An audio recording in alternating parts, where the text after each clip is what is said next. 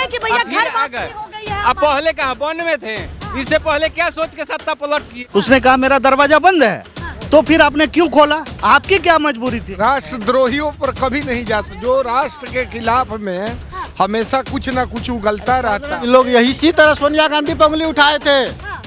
सोनिया गांधी विदेशी मुल्की है, इतना त्यागी महिला, इतना त्यागी लेडीज जो दो बार अगर चाहते वो कोई खास नहीं। झंझारपुर में जाके जनसभा अमित शाह किए थे। प्रधानमंत्री मोदी जी ने पूरे विश्व में और पूरे देश में जो करके दिखाया है वो किसी दूसरे के बस के बूते की बात नहीं। इलेक्शन आया तो ईडी या सीडी सब जगह जो भेज रहा है, सवाल क्यों नहीं उठावेंगे? सवाल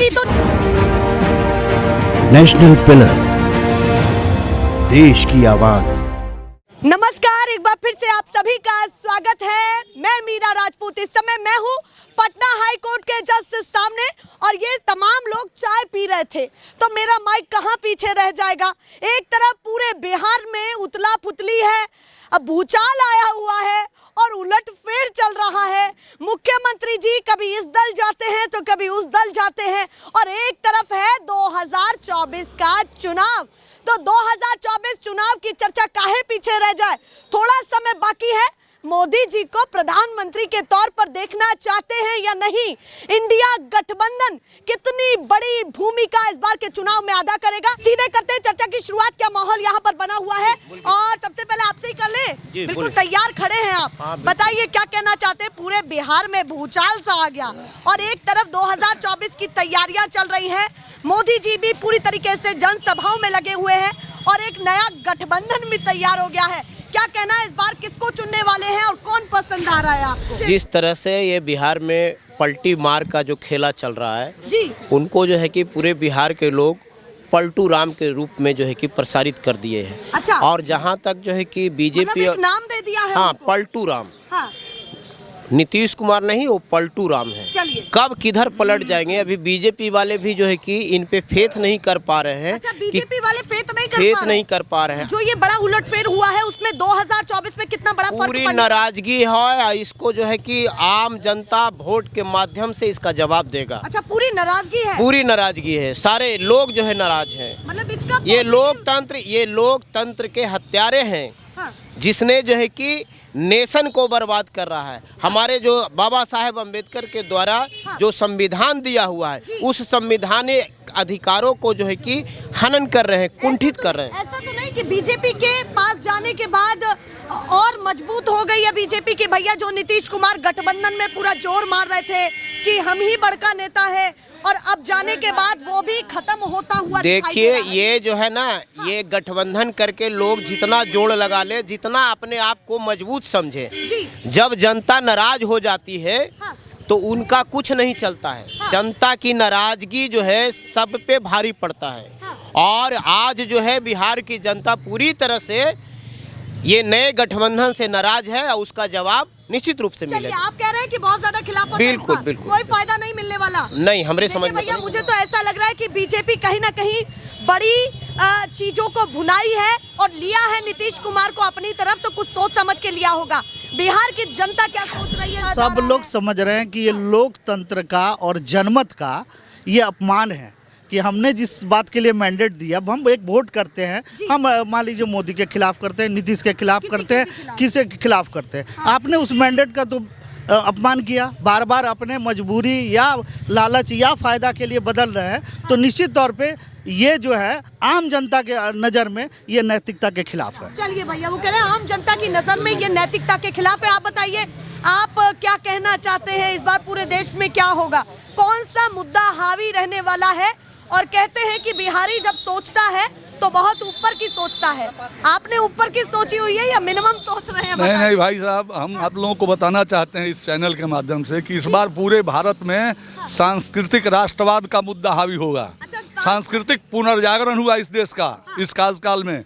आप बनारस जाइए, उज्जैन जाइए, विंध्याचल जाइए, सांस्कृतिक राष्ट्रवाद इस देश का जो विश्व गुरु भारत था, वो मुद्दा पुनः मोदी जी के नेतृत्व में पूरे विश्व गुरु बनने के तरफ अग्रसर है। इसलिए आप कह रहे हैं विश्व गुरु बन रहे हैं, तो मोदी जी को एकदम सांस्कृतिक राष्ट्रवाद हावी होगा चुनाव पर पूरी तरह अभी से। भैया कह के गए कि भैया जब बीजेपी अपनी जुबान कितनी पक्की है तो काहे नीतीश कुमार को नहीं? बीजेपी समुद्र है, उसमें नदियां आके मिलती हैं। अच्छा। यह ध्यान रखिए, बीजेपी बड़ी पार्टी है, समुद्र है और विश्व की सबसे बड़ी पार्टी है। उसमें छोटी छोटी नदियों के लिए हरदम दरवाजा खुला रहता है। छोटी नदियों के तो फिर जुबान की या बयान की कोई वैल्यू जुबान बयान तो इसके लिए होता है कि राजनीति में हमारी बातों को माने और उस पर अमल करें। तो हम तो बड़े समुद्र वाले लोगों की बात करते दिखावा होता हैं। है। नहीं, दीवान बयान समय के अनुकूल होता है, जिस समय जिसकी मांग होती है उसके अनुसार नहीं, होता है। आप क्या काम करते हैं ये बताइए? हम हाई कोर्ट पटना में एडवोकेट हैं। नहीं था, बातें घूम रही हैं बार बार और शब्द आ रहे हैं निकल कर नहीं, के। नहीं, वैसे बताइए, आप कह रहे हैं कि प्रधानमंत्री मोदी जी को आप मजबूत मानते हैं 2024? प्रधानमंत्री मोदी जी ने पूरे विश्व में और पूरे देश में जो करके दिखाया है वो किसी दूसरे के बस के बूते की बात नहीं थी। क्या नहीं दिया उन्होंने? नीतीश कुमार को क्यों लिया गया? नीतीश क्या कुमार को इसलिए लिया सिर्फ गया इसलिए कि इंडिया गठबंधन में वही दिख रहे थे, वही जोड़ रहे थे लोगों को? नहीं नहीं, नीतीश कुमार को इसलिए लिया गया है कि नीतीश कुमार को जरूरत थी बीजेपी की। अच्छा, और वो तो कह रहे बीजेपी हैं के पास हमें- गए। अभी अभी बयान वो दिया है। बीजेपी के पास वो गए, बीजेपी ने में जाके भी बोल रहे हमने हैं कि कहा हम कि- नहीं आए, हमने कहा हमारे कि- पास बीजेपी आई। हमने कहा कि इतनी बड़ी समुद्र है, उसी समुद्र में जा करके नदियां मिलती है। चलिए भैया, चलिए थोड़ा आगे आइए। क्या सोच के इससे पहले बार बोले थे कि हम अब ठीक जगह पे आ गए जब बीजेपी से आरजेडी के साथ सरकार बनाए थे? क्या सोच के बोले थे? अभी तो वो कह रहे हैं कि भैया अभी घर आ वापसी गए। हो गई है अब पहले कहा वन में थे, इससे पहले क्या सोच के सत्ता पलट किए? ये सत्ता पलट करते हैं कि विपक्ष को चेंज करते हैं? कह रहे पुराने मित्रों के पास आ गए तो लोगों को दिक्कत क्या हो सोच रही के है। पहले पुराने मित्र को छोड़े थे? हाँ, चलिए आप बताइए, आप भी कामकाज से लौटे हैं, सारे लोग यहाँ से अभी ऑफिस से मुझे लग रहा है निकले हैं। बताइए क्या सोचना है इस बार, क्या होगा बीजेपी 2024 के चुनाव में किसको पसंद कर रहा है? बीजेपी जीतने के लिए कुछ भी कुकर्म कर सकता है। अच्छा, बीजेपी हाँ, जीतने के लिए कुछ भी कुछ भी। जब इलेक्शन आया हाँ। तो ईडी या सीडी सब जगह जो भेज रहा है और जो नेता बोलने वाले उसके अगेंस्ट में है, विरोधी का भी बहुत जरूरत है, लेकिन उसके अगेंस्ट में जो बोलने वाला है उसको भीतर कर रहे हैं, यहाँ पर ही कर रहे हैं, वो कर रहे हैं। जहाँ तक बोल रहे थे एक बड़े भाई की राम राज्य, मैं कहता हूँ राम राज्य आवे, लेकिन ऋषि शंभू का वध नहीं हो। ऐसा नहीं कि राम राज्य ला करके ऋषि शंभू का वध हो, ऐसा नहीं कि और लोगों को जो अति पिछड़े उसको मंदिर में जाने नहीं दिया जाए। ये सब बीजेपी सब समाप्त करे तो उसको किया जाएगा। पर वो बीजेपी तो यही कर रही है ना कि सबका साथ और सबका विकास, सब साथ बढ़ेंगे। अच्छा तो ठीक है, तो रामनाथ कोविंद साहब जब हुए प्रेसिडेंट ऑफ इंडिया तो उनको ब्रह्मा के मंदिर में क्यों नहीं घुसने दिया? हाँ। ऐसी व्यवस्था क्यों है? ऐसी तस्वीरें आप मानते कि क्यों निकली? हाँ हाँ हाँ, ऐसा क्यों है? इसलिए बीजेपी को हम लोग कभी इस पॉइंट पर लाइक नहीं करते हैं। बाकी कुछ काम सराहनीय है और कुछ काम ऐसा है जो कि सराहनीय नहीं है। जहाँ तक उठाया कि भैया ईडी सवाल क्यों नहीं उठावेंगे? सवाल ईडी तो निष्पक्षता से नहीं, ईडी कभी निष्पक्ष नहीं है। यदि निष्पक्ष रहता तो आज से 1 साल पहले ऐसा काम करता, लेकिन अभी क्यों ऐसा कर रहा है? मतलब आप कहना सरकार बदलने के बाद ये- ईडी पर क्वेश्चन है, ईडी पर क्वेश्चन मैं करता हूँ, तुम ऐसा क्यों कर रहे हो इस समय? ईडी तो लगातार नहीं नहीं नहीं नहीं नहीं नहीं नहीं कर रही है। मैंने देखा है, मुझे अनुभव है, मैं जानता हूँ इस संबंध में। मतलब आपको घपलेबाजी लग रही है? हाँ हाँ, ईडी भी वो सेंट्रल का वो तोता है, पढ़ाया लिखाया हुआ है। अरे बाप रे, बड़ा एकदम आरोप लगा रहे बहुत हैं। बड़ा आरोप है। मैं इस आरोप को हमेशा वो कहूंगा। हाँ, अभी 2024 के चुनाव को कैसा देखना चाहते हैं, जल्दी से बताइए। जहाँ तक सवाल है, हाँ। नीतीश कुमार अपने स्टैंड पर खड़ा है। हाँ। बीजेपी इसके पास में आई है, नीतीश कभी नहीं गया है। और नीतीश यदि बीजेपी का अपना औकात है बिहार में तो अकेले चुनाव लड़के दिखा दे तो आप कह रहे हैं बीजेपी खुद आई है 2024 के चुनाव के लिए बीजेपी आई है, ये नहीं गए हैं, ये स्थिर नहीं, ये स्थिर हैं, हाँ। ये स्थिर है। क्या वजह है कि बीजेपी को पसंद कर लिया उन्होंने पुराने मित्र को? वजह है अब बहुत सारी अंदर की बात है, हमारे मित्र बोल रहे थे अंदर की बात हो सकता है, किसी प्रकार इसको भी कोई ईडी सीडी भेजने का कुछ हो, कुछ भी हो सकता है। हाँ हाँ, कुछ भी किया जा सकता है। इसके डर से जो है ना, या फिर मिला करके सोचा मोदी जी सोचे कि इसको किसी भी सूरत में इसको मिलाओ, नहीं तो हम नहीं जीतेंगे बिहार में। यदि नीतीश को नहीं मिलाते तब बीजेपी के हैसियत समझ में आ जाता है कि क्या तुम कई गो सीट यहाँ जीत सकता है। एक भी सीट नहीं जीत सकता हूँ, मैं खुलेआम बोलता हूँ। बताइए, थोड़ा आगे आइए। बैन इतने हैं कि मैं गिन ना पाऊँ, पर गिन लिए यहाँ पर तो 4 है। बताइए, शाही लगातार घिसती तो रहती है पूरे दिन। अभी ये बताइए कि वो प्रधानमंत्री वाले कागज पर कौन साइन करने वाला है 2024 में और क्या होने वाला है? वो तो है मोदी जी हैं, मोदी जी के सिवा और कोई दूसरा चेहरा तो नहीं। कोई और चेहरा नहीं? नहीं, अभी कोई नहीं है। उनके बाद फिर योगी जी का नंबर है, मगर हाँ, मगर पहले मोदी जी। अभी इस उसको कैसे देख रहे हैं? हाँ, इस तरह से कि जितना भी काम कर रहे हैं पूरे देश में, कि देश का नाम बहुत बड़ा ऊंचा हो रहा है मेरा। क्या कि अभी हाँ, काम पसंद है। क्या कि राम मंदिर जो अभी इतना दिन से पेंडिंग था मेरा पूरे भारत में, और उस पर पूरा राजनीति कर रहा था कांग्रेस वाला, उसका ही खत्म कर दिया। जितना कर वो खत्म कर दिया। 370 भी खत्म कर डाले, बहुत सारे ऐसे है। 3 तलाक भी खत्म कर डाले, बहुत सारा चीज ऐसा खत्म किए जो कि एक बिल्कुल पूरे देश के जनता को पसंद आया है। ऐसी बात, पूरे देश की जनता को पसंद आया। पीछे कुछ खिचड़ी पका रहे हैं आप 3 लोग खड़े होकर के, थोड़ा आगे आइए, जल्दी से बताइए। कुछ कह रहे थे, मैंने सुन लिया। आगे तो आइए, बताइए क्या कहना चाहते हैं, किस संबंध में? उनको 2024 में मोदी जी फिर से चाहिए। आपका क्या सोचना है, क्या कहना है, इस बार क्या चाहिए और कौन कौन से मुद्दे पूरे हुए हैं जो पसंद आए? आना तो नहीं चाहिए, लेकिन वो आ ही जाएंगे। अच्छा, आना तो नहीं चाहिए, हाँ, लेकिन आ ही जाएंगे। आ ही जाएंगे। इतना परपंची हैं कि वो अपना, हाँ जी परपंची हैं, मायावी हैं, सब व्यवस्था उनका ऑलरेडी है, इसलिए वो आएंगे ही। अच्छा, मायावी नेता। हाँ जी मोदी जी को मायावी जी, यस, सभी जगह अपना व्यवस्था किए हुए हैं। वो आएंगे ही। कैसी व्यवस्था कर रखी सभी प्रशासन में व्यवस्था है, जनता में व्यवस्था है, सब व्यवस्था है, इसलिए वो आएंगे ही। चलिए और भी लोगों से बात करते हैं। आप बताइए जी, बहुत देर से इंतजार कर रहे हैं, क्या कहना है? बताइए क्या कहना है? जब अपने देश में राम ही आ गए, राम लला ही आ गए, तब बाकी रह ही क्या गया?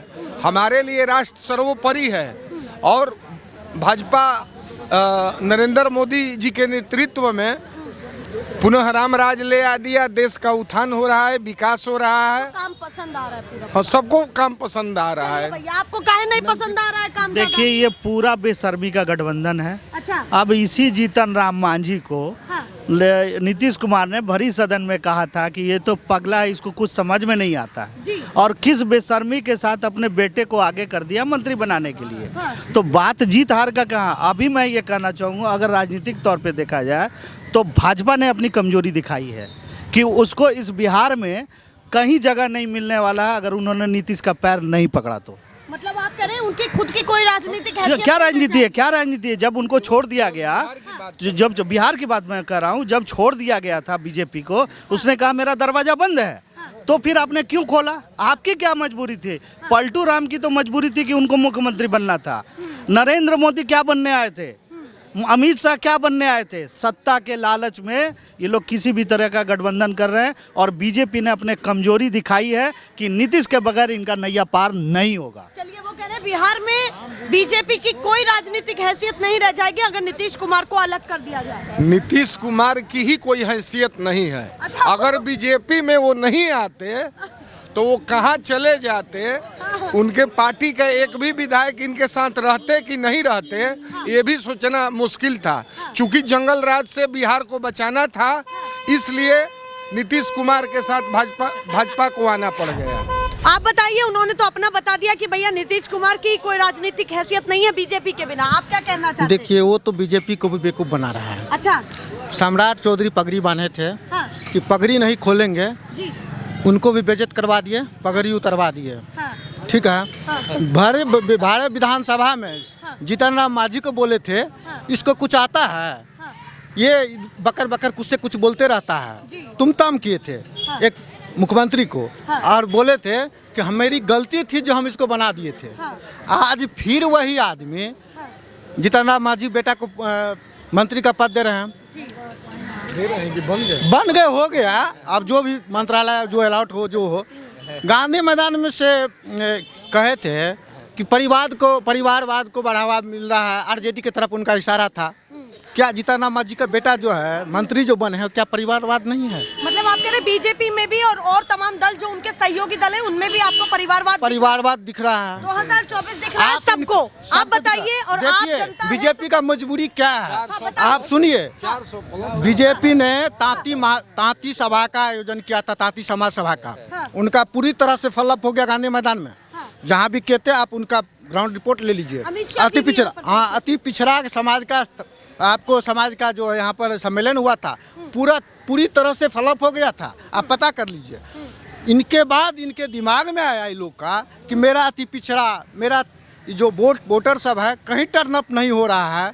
इसके बाद ये लोग जो है एक रचना रचे और कर्पूरी जी को के बहाने सम्मानित किए, भारत रत्न दिए, ये दिए। ये सब पूरी प्लान था। इन लोग को डर था कि हम इस बार बिहार में फ्लॉप हो जाएंगे। मतलब आप कह रहे हैं कि 2024 के चुनाव से पहले उनको ये दिख रहा है कि बिहार में कोई राजनीतिक हैसियत नहीं है बीजेपी की राजनीतिक हैसियत जो इनको सीट मिला था उसमें पूरी तरह ही फ्लॉप होते हैं। हाँ, तो उनकी जनसभाओं का भी कोई खास नहीं। झंझारपुर में जाके जनसभा अमित शाह किए थे, पूरी तरह फ्लॉप था। अभी नीतीश कुमार आ गए तो कितना बड़ा फायदा आपको लगता है उनको अब फायदा ये तो जनता बताएगी, लेकिन जनता के हम जनता ही हैं, लेकिन हम जान रहे हैं 40 के 40 सीट। हम तो कहेंगे कि लोग 60 सीट जीत जाएंगे। अच्छा 60 बीजेपी तो हो सकता है कहीं 20 को आप लोग अपना कानून है बढ़ा दें, 20 बढ़ा दें, बिहार में 20 सीटें बढ़ा दें, पार्लियामेंट बढ़ाएगा ना। कोई हो सकता है। अभी आप लोग का सरकार है, अमेंडमेंट कर लीजिएगा।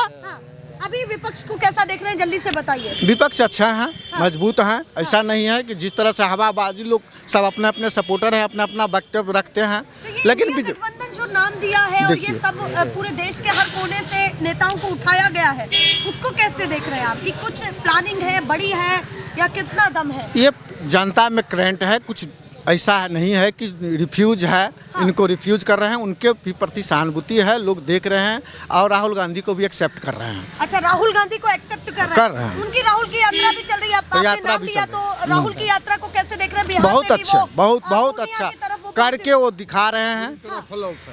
वो कह रहे हैं पूरी तरह से वो जो बोले उनको बोलने का अधिकार है, उनको बोलने का अधिकार है, कोई नहीं छीन सकता। हमको बोलने का अधिकार है, कोई नहीं छीन सकता है। हम सब यात्रा पर जा रहे हैं, पूरा सकारात्मक जा रहा है। आप पर नहीं जा रहा है? बिल्कुल नहीं। चलिए राष्ट्रद्रोहियों पर कभी नहीं जा सकता। जो राष्ट्र के खिलाफ में हमेशा कुछ ना कुछ उगलता रहता हो तो उसके बारे में सोच कैसा होगा देश के लोगों का। चलिए भैया कह रहे हैं राष्ट्रद्रोही है। क्या कहना चाहते हैं? आ रहे हैं अभी राष्ट्रद्रोही, देशद्रोही, इन लोग यही इसी तरह सोनिया गांधी पर उंगली उठाए थे। सोनिया गांधी विदेशी मुल्की है, इतना त्यागी महिला, इतना त्यागी लेडीज जो दो बार अगर चाहते वो तो अपने बेटा को राहुल गांधी को एक टर्म दे सकते थे प्रधानमंत्री के रूप में, लेकिन उसने त्यागी महिला मतलब एक बार बोलने दीजिए। समझते हैं मनमोहन सिंह को उसने दोबारा दे के अपना त्याग दिखाई। अगर चाहती है वो तो अपने बेटा को भी बना सकते थे। आजकल मौका था राहुल गांधी को बनाने का, लेकिन उसने त्याग की और त्याग की मूर्ति है वो। चलिए, उन्होंने त्याग की मूर्ति के तौर पर देखा। और आप क्या कहना चाहते हैं उनके बारे में वो बताइए। बिल्कुल मौका था, बिल्कुल गलत बात है। उन्होंने नहीं देखा, मनमोहन सिंह को मौका दिया। बिल्कुल गलत बात है। ऐसा नहीं था, ऐसा बिल्कुल ही नहीं था। मनमोहन सिंह प्रधानमंत्री नहीं बने थे, वो तो बने ही थे। उनके पास दूसरा कोई विकल्प कहाँ था? अगर मनमोहन सिंह को छोड़ के सोनिया गांधी के पास दूसरा विकल्प नहीं था, नहीं तो वो तो राहुल गांधी के लिए इस देश को भी कहीं गिरवी रखना होता तो गिरवी भी रख देती। बहुत बड़ी बात कह दी है, जल्दी से बताइए। आप खुद जान रहे हैं कि किस तरह उनको बेनेटिव पूरा था। अगर चाहती तो अपने बेटा को बना सकती, बोलने के लिए कुछ बोल दे। लेकिन 2014 में जो 2010 में 9 में बने थे ना, 2009 में बने थे। अगर चाहते तो दूसरा इनका, आप तो शादी करके भी छोड़ रहे हैं ना। राहुल गांधी पे कहते कि शादी नहीं है, आप तो शादी करके दे रहे हैं कि हम शादी नहीं किए हुए हैं। नहीं, जब ये बोल रहे हैं कि शादी नहीं किए हैं तो व्यक्तिगत पे नहीं जाना चाहिए। शादी नहीं किए उनका पर्सनल मैटर है। आप तो शादी करके छोड़ रहे हैं। चलिए भैया, बातें कहां से कहां जा रही हैं। कोई कह रहा मौका था कांग्रेस पर, सोनिया सोनिया गांधी पर राहुल गांधी को प्रधानमंत्री बनाने का, पर नहीं बनाया। वही वो कह रहे हैं कि भैया हमें उनका कोई काम ठीक नहीं लगा। आप बताइए क्या कहना चाहते हैं? सबसे बड़ी तो आपको चैनल का बहुत बहुत धन्यवाद दे रहा हूँ कि जो नाम क्या है आप, आपका? मेरा नाम अवधेश पासवान हुआ, ठीक है। मैं जदयू का प्रदेश उपाध्यक्ष हूँ। अभी उन्होंने भाई साहब ने कहा कि नीतीश कुमार की कोई हैसियत नहीं है, तो विदाउट हैसियत को कैसे मुख्यमंत्री बन जा रहे हैं? 9वीं बार मुख्यमंत्री बनना, कहीं ना कहीं उनके अंदर में वो हैसियत है। वो कह रहे बीजेपी की हैसियत, बीजेपी की कोई हैसियत की जो बात नहीं करे, कहीं ना कहीं मुख्यमंत्री को उन्होंने सवाल उठा। मैं बीजेपी की बात नहीं कर रहा हूँ, कहीं नहीं, बीजेपी के हैसियत नहीं। उन्होंने बोला कि मुख्यमंत्री जी का हैसियत नहीं है, लेकिन विदाउट हैसियत को इतने 9 साल 9वीं बार उन्होंने मुख्यमंत्री का शपथ ग्रहण लिए, तो कहीं ना कहीं उनके पास वो हैसियत है।